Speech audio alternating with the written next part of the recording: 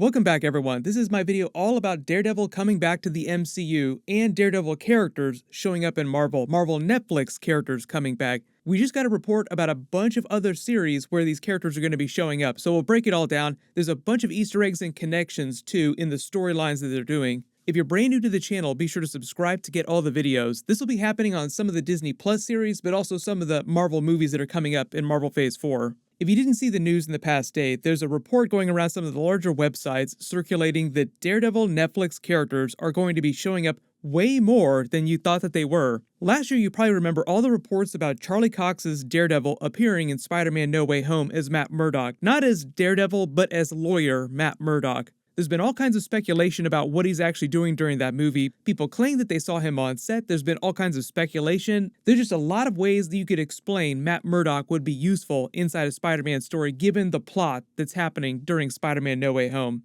Given all the problems that he's got right now, Spider-Man really needs to find himself a solid lawyer. Tom Holland did say that they had a funny way of addressing that whole storyline with Mysterio. Like, it'll be a little bit funny, but also serious at the same time. It won't all be mined for comedy. I've already done a couple videos about that, so I'll post those links down in the description. But recently, the bigger report about all these other big Netflix Marvel characters coming back just details all the other projects where this is going to be happening and how it's going to happen. And the next big character that it seems like they're bringing back is Vincent D'Onofrio's Kingpin in a bigger way than I ever expected. So that's actually really good news. Ever since the talk about bringing Matt Murdock's Daredevil back from the Netflix series, people have wanted Kingpin to come back. He's just way too big of a Marvel character for you to not use him in Marvel Phase 4. Vincent D'Onofrio is also recently liking posts talking about him being in the Hawkeye series, seemingly confirming those reports. I'm sure Kevin Feige was really happy to find out about that. It'll make a little more sense when I explain where these characters are supposed to be showing up. The next big place they're supposed to show up, though, is on the Hawkeye series later this year, which takes place in and around the New York City area because of Kate Bishop's origin story. Kingpin is supposed to show up as part of the mob storyline that runs through that.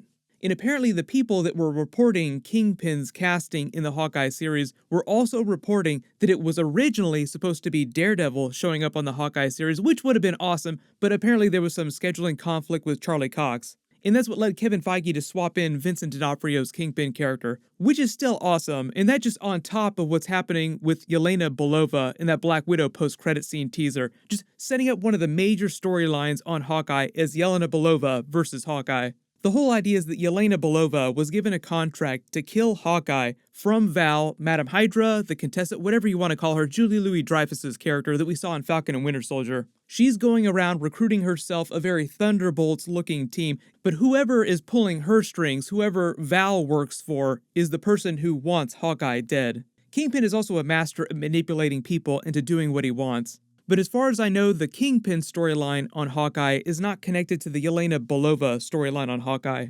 But the sheer fact that he's showing up on Hawkeye just canonizes more of the Daredevil Marvel Netflix characters. It's a little bit of a Star Wars situation, like if you remember how Star Wars, when it was bought by Disney, they put a lot of the older material, the books, the tie-ins, into what they call the Legends category, Star Wars Legends. But every once in a while, Dave Filoni, Jon Favreau, like on The Mandalorian, will sort of pluck characters from Legends out and make them canon again. Like Dave Filoni recanonized Grand Admiral Thrawn.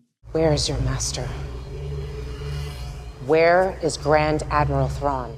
So that's kind of what Kevin Feige is doing with the Marvel Netflix characters, starting with Daredevil, Kingpin, and reportedly Jessica Jones as well. But the reported plan for Kingpin and Daredevil right now is that you have all those rumors about Daredevil showing up in Spider-Man No Way Home. It seems a little more concrete with Kingpin showing up in the Hawkeye series. But during the Hawkeye series, they're establishing the Echo character from the comics, and they're already doing a spin-off series with her on Disney+. The report goes on to say that both Kingpin and the Daredevil character would be bigger characters inside the Echo series whenever they do release that. There's a big connection between them in the comics I'll explain in a second. But also on top of that, Daredevil has also been reported to show up in the She-Hulk episodes next year, which is also a New York City-based series like these other ones. Jennifer Walters' She-Hulk is a lawyer representing superheroes, mutants, other weird Marvel characters. Daredevil is also a defense lawyer by day, so you can see the logic in using him on that series as well. There may be some other small cameos from Daredevil Netflix characters like Karen Page, Foggy Nelson eventually, maybe even John Bernthal's Punisher at some point. But for right now, these are the 4 movies and Disney Plus series that we know about, that Daredevil himself, or Matt Murdock, or Kingpin are showing up on. I will explain what's been said about potential for a Kingpin Spider-Man crossover later too, because it already sounds like we're getting some Daredevil Netflix crossover with the Spider-Man characters. But starting in the Hawkeye episodes later this year, the report is that Marvel still plans on releasing it in late November, right after the Miss Marvel episodes, and both Miss Marvel and Hawkeye will have 6 episodes each, just like Loki and Falcon and Winter Soldier. So that just means the episodes will be a little bit longer, about the same length as Loki episodes. And the reason why Kingpin is connected to the Hawkeye characters is because of the Kate Bishop mob storyline. So the villains of Hawkeye might wind up being the Tracksuit Mafia, Clown. We've already seen a little bit of footage of them filming with those characters. Clown is a mercenary working with the Tracksuit Mafia that's part of the Matt Fraction Hawkeye run that they're using as the basis for the story. So if you want to read up on what's going to be happening during the events of Hawkeye, the Kate Bishop origin story, just read that Matt Fraction run. It's great. Madame Mask also might wind up being one of the villains in the Hawkeye series. There was a version of Madame Mask that they did way back on the Agent Carter series, but that was during the 1940s when that was happening, and it was a version of Whitney Frost before she became Madame Mask. So I don't know if they're planning on connecting that version of the character with a potential Madame Mask in present day, but in present day, she's connected to Kate Bishop's mother, who's actually being played by Vera Farmiga, and because she's a pretty big actress, it sounds like her character is going to be a bit bigger on the series as well.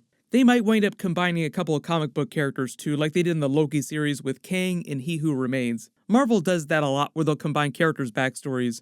The Kingpin connection is with Kate Bishop's parents. Her father has deep connections to the mob in New York City, her mother too, but her father really isn't anyone all that special in the grand scheme of things. He's just someone who gets tied up in a lot of really bad mob stuff, and that provides the basis for Kate Bishop's origin story. The MCU version of this will just be a little bit different because of what happened during Avengers Infinity War with the snap, Avengers Endgame, the blip, and all the stuff that's happened since the events of Avengers Endgame. The only thing we know about the timeline in the Hawkeye series is that it's going to pick up after the events of the Black Widow post-credit scene, which itself takes place a while after the events of Avengers Endgame, like at least 6 months after Avengers Endgame, because it seems like Yelena Belova has been working for Valve for quite a while. And if it wasn't clear from the events of the Black Widow movie, it's implied that one of the reasons why Natasha, Black Widow, was so willing to sacrifice herself during Avengers Endgame was not only because she was trying to save her Avengers family, like sacrificing herself to get the Soul Stone so that they could bring everyone back, but it's also implied that her Russian family from the Black Widow movie, like Yelena Belova, was also snapped during Avengers Infinity War, so she was sacrificing herself to bring her sister back, so to speak. Given that, it makes a little more sense why she'd be so quick to throw herself off the cliff. When a lot of people were like, shouldn't Hawkeye have actually died there? It sounds like where they're bringing the Daredevil and Kingpin characters into the MCU during Marvel Phase 4, they're just going to explain that the events of the Daredevil Netflix episodes were happening while Marvel Phase 1, Phase 2, Phase 3 were happening. So you kind of get a loose sense for what the timeline is. So you have to imagine that Daredevil Season 3 was ending just before the events of Avengers Infinity War because they don't address it at all during that. And they haven't explained anything about whether or not Daredevil, Kingpin, or the other Marvel Netflix characters who are coming back were snapped, but they'll probably explain that when they show up on Hawkeye, She-Hulk, the Echo series, and the still rumored Spider-Man No Way Home connection. The whole connection between the Echo character, Daredevil, and Kingpin, because apparently they're all showing up during the Echo series, is that Kingpin hires Echo to kill Daredevil by tricking her into believing that Daredevil was responsible for the death of her father. And Echo's powers are a little bit like Taskmaster's in the comics. Not the version of Taskmaster that we saw in the MCU, but comic book Taskmaster. Echo has photographic reflexes. She can copy other people's moves, so she just copies Daredevil's moves when she's fighting him.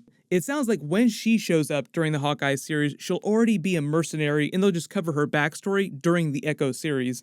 Just in terms of potential Kingpin Spider-Man crossovers in the MCU, Vincent D'Onofrio has long previously said he would love to do a Spider-Man story, but that was a couple of years ago, right after they canceled the Daredevil series and all the other Marvel Netflix series. Long before Kevin Feige started bringing the characters back in the MCU, so anything is possible, but I don't think that Kingpin would ever be the main villain of a Tom Holland Spider-Man movie, but he could always get a cameo in a future Spider-Man movie. I do think long-term, eventually there's a solid chance they could do a new Daredevil season on Disney+, like a Daredevil solo season without him just crossing over into other people's series. Everyone let me know in the comments, what do you want them to do with Daredevil and Kingpin in the future of the MCU now that they're bringing the Netflix characters back? And because we just had the Loki series, yes, there is a connection between Kate Bishop and Kang the Conqueror through the Young Avengers, but I still think it's going to be a long time before they're ready to do a Young Avengers Disney Plus series or a movie. But if we do see any Easter eggs for those in the episodes, of course I'll point those out when I do my videos for them. Marvel's What If series is going to start really soon on Disney+. I'll be doing episode videos for that, so just make sure you have alerts enabled so you don't miss anything. Everyone click here for that brand new Venom Let There Be Carnage trailer and to listen to Kevin Feige explaining Venom in the MCU. And click here for that Loki Season 2 teaser and deleted scenes with Kang. Thank you so much for watching, everyone stay safe, and I'll see you guys tonight.